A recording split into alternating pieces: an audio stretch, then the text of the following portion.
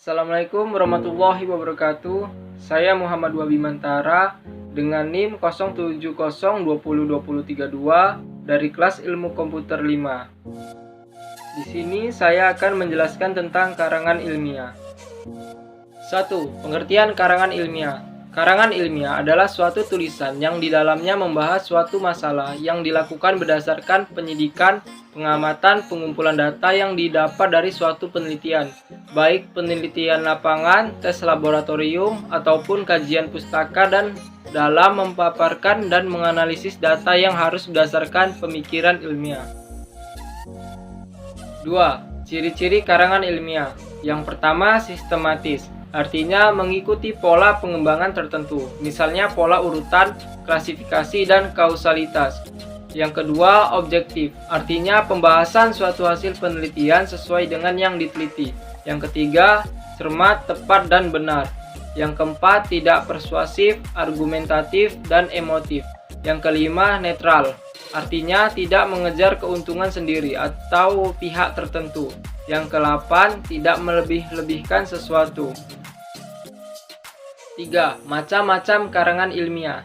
Ada berbagai macam karangan ilmiah, berikut diantaranya. Yang pertama, laporan penelitian. Laporan penelitian yaitu laporan yang ditulis berdasarkan penelitian. Misalnya laporan penelitian yang didanai oleh fakultas dan universitas. Yang kedua ada skripsi. Tulisan ilmiah untuk mendapatkan gelar akademik sarjana strata 1. Yang ketiga ada tesis. Tulisan ilmiah untuk mendapatkan gelar akademik strata 2. Yang keempat ada disertasi, tulisan ilmiah untuk mendapatkan gelar akademik strata 3. Yang kelima ada surat pembaca, surat yang berisi kritik dan tanggapan terhadap isi suatu tulisan ilmiah. Yang keenam ada laporan kasus, yaitu tulisan mengenai kasus-kasus yang ada yang dilandasi dengan teori. 4. Jenis-jenis karangan ilmiah. 1. Karangan ilmiah. Ada dua hal yang mendasar yang menunjukkan ilmiah tidaknya suatu karangan. Pertama, adanya penyajian atau umum. Dan kedua, adanya ketetapan dan keteraturan metode penulisannya. Di antaranya ada makalah, laporan, dan skripsi.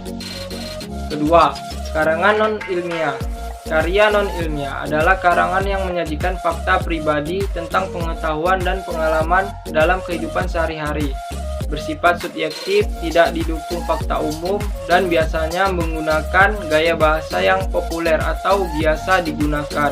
Di antaranya ada opini, dongeng, dan cerpen. Ketiga, ada karangan ilmiah populer. Istilah karangan ilmiah populer muncul karena cara penyajiannya yang berbeda dengan karangan ilmiah. Penambahan kata populer ditinjau dari segi kepada siapa karangan itu ditujukan. Jelasnya karangan itu ditujukan kepada masyarakat umum. Karena itu bahasanya cenderung mudah dipahami oleh pembaca secara mudah. Di antaranya ada artikel, editorial, dan opini. 5. Tujuan karangan ilmiah. Yang pertama, untuk melatih mengungkapkan pemikiran atau hasil penelitian dalam bentuk tulisan ilmiah yang sistematis dan metodologis. Yang kedua, menumbuhkan etos ilmiah di kalangan mahasiswa. Yang ketiga, karya ilmiah yang telah ditulis diharapkan menjadi wahana transformasi pengetahuan antar sekolah dan masyarakat. Yang keempat, melatih kemampuan dan keterampilan dasar untuk melakukan penelitian. Yang kelima, memberi penjelasan, memberi komentar atau penilaian, memberi saran, menyampaikan sanggahan, serta membuktikan hipotesa. 6. Sifat-sifat karangan ilmiah. Yang pertama, lugas dan tidak emosional. Mempunyai satu arti sehingga tidak ada tafsiran sendiri-sendiri atau interpretasi yang lain. Kedua, logis, disusun berdasarkan urutan yang konsisten. Ketiga, efektif, satu kebulatan pikiran dan penekanan dan pengembangan.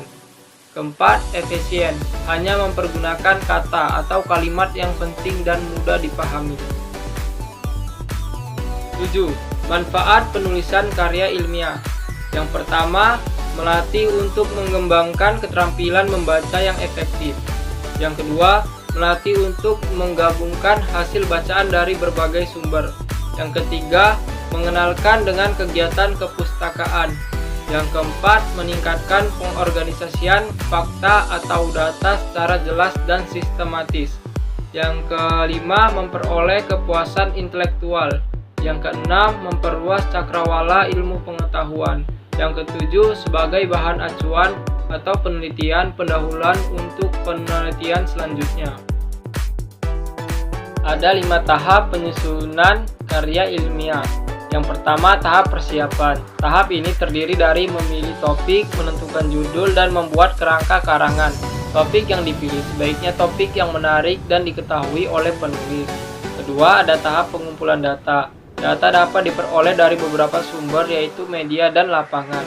Data yang diperlukan dapat diperoleh dari media antara lain buku, koran, majalah, internet, ataupun media yang lain.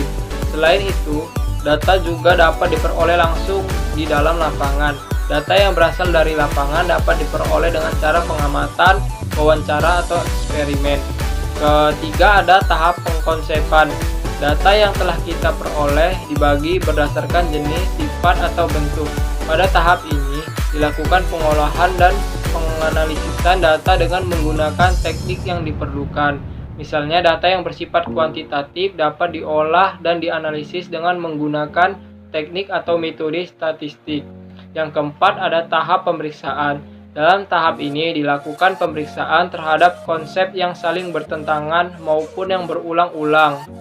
Kelima, ada tahap penyajian. Dalam penyajian, karangan ilmiah harus diperhatikan dari segi bahasa dan bentuk penyajian. Kalimat yang digunakan dalam menulis karangan ilmiah harus sesuai dengan standar bahasa Indonesia yang baku. Sedangkan dalam bentuk penyajian, perlu diperhatikan urutan unsur-unsur karangan dan ketentuan yang berlaku. Baiklah, sekian penjelasan dari saya mengenai karangan ilmiah. Lebih dan kurangnya saya mohon maaf. Assalamualaikum warahmatullahi wabarakatuh.